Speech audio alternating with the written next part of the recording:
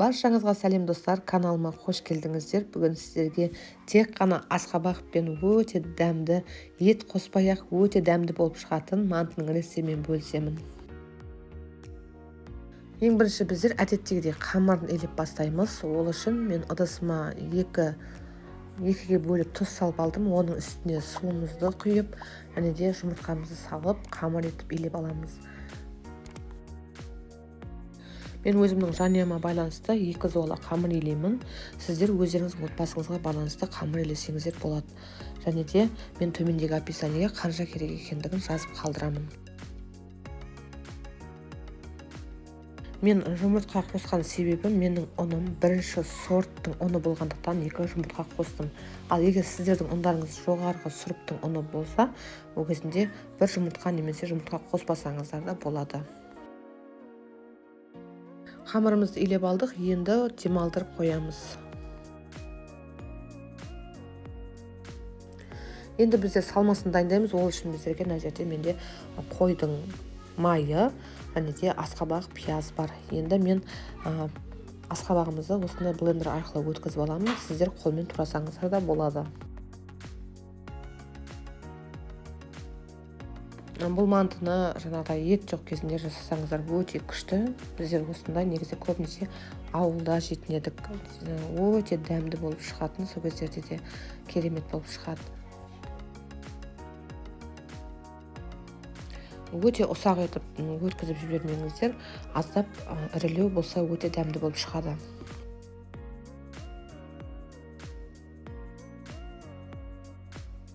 Міне мен майымызды да осындай қолымызбен турадым. Жаңағыдай пышақтың көмегімен, және де үстіне тұзымызды, қара бұрышымызды салып, жақсылап араластырамыз.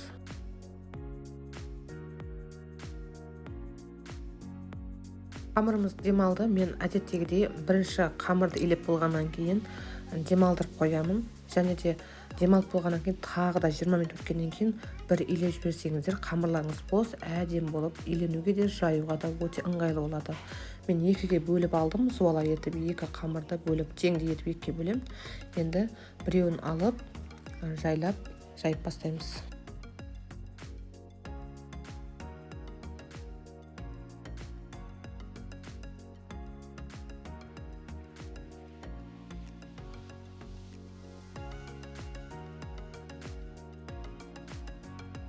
Қамырымыз қаншалықты демалса, соншалықты жаюға да ыңғайлы болады. Міне бірінші қамырымызды осылай бірінші жұқартып алдым. Және де оны жаймас бұрын тағы да демалдырып қоямын. Екінші қамырымызды тоже осылай қолымыздың көмегімен жұқартып аламыз.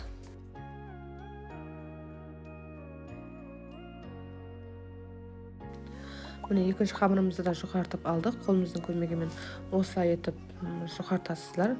Сонан соң барып бұны демалдырып қойып, бірінші жұқартқан қамырымызды оқтаудың көмегімен жұқартамыз.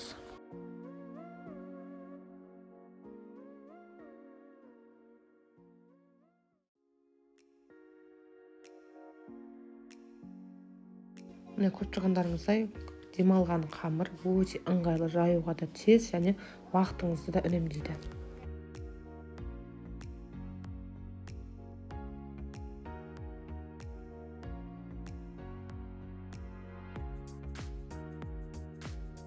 Қамырымызды жұқартқан кезде міндетті түрде арасына ұн сеуіп қойыңыздар, себебі қамырларымыз жармас қалуы мүмкін.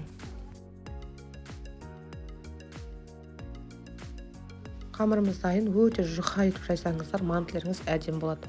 Енді кесіп бастаймыз.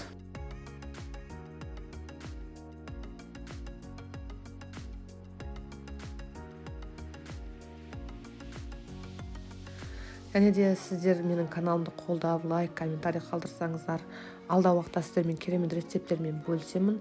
Сондықтан менің каналымды жоғалтып алмас үшін міндетті түрде тіркеліп алыңыздар.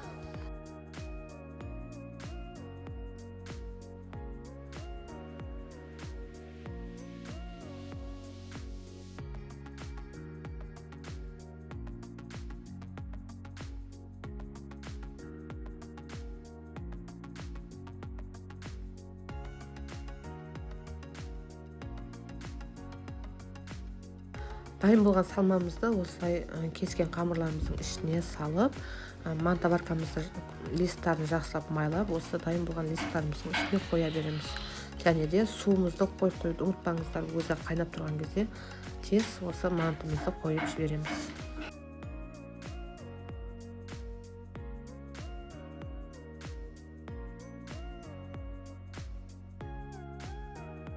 Осы түйілген мантыларымызды міндетті түрде манта баркамыздың листтарына қойған кезінде үстін майлап жіберсеңіздер өте дәмді болады, және де ешқандай да қаясып қалмайды. Міндетті түрде беттеріне май жағып шығыңыздар.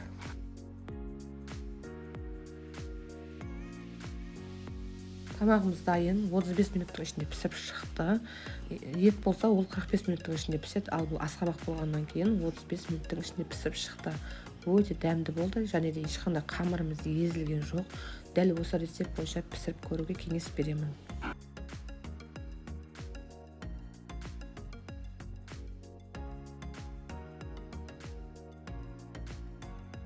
Менің видеомды қолдап соңына дейін көргендеріңіз үшін рахмет, және де келесі видеомда кездескенше сау саламат болыңыздар.